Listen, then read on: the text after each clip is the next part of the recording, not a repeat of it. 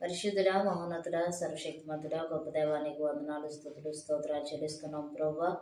నారింజ వలస అరకు ప్రాంతంలో పనిచేస్తున్న దైవ సావకులు సుదర్శన్ గారిని బట్టి, రజని గారిని బట్టి మీకు వందనాలు, స్తోత్రాలు చెల్లిస్తున్నాం. వారి కుటుంబాన్ని మీరు జ్ఞాపకం చేసుకోండి ప్రభువా.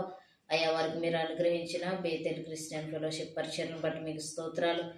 వారు చేస్తున్న పరిచయను మీరు నూరంతలుగా ఫలింపచేయండి. సరిహద్దులు విశాలపరచండి.